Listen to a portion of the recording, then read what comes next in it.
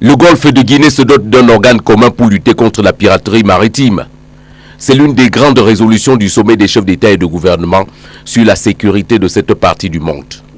Choisissons la ville de Yaoundé, capitale de la République du Cameroun, pour abriter le siège du Centre interrégional de coordination.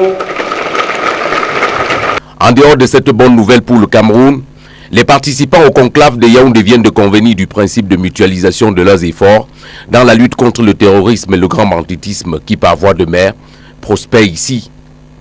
Après la signature d'une déclaration politique, les leaders africains présents ont adopté un code de bonne conduite et un mémorandum d'entente dépouillé de toute contrainte.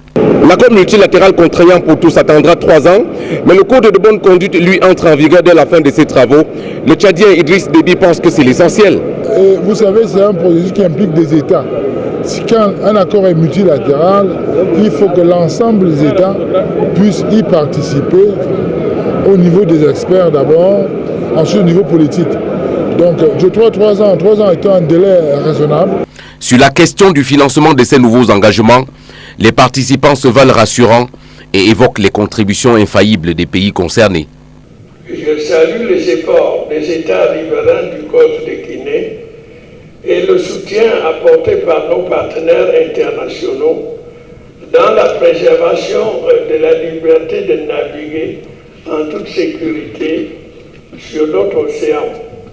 En attendant la mise en place au Cameroun du nouveau centre de coordination des efforts de lutte, plusieurs experts s'accordent à dire que la grand-messe de Yaoundé a permis d'ouvrir un véritable front commun contre un phénomène en pleine recrudescence.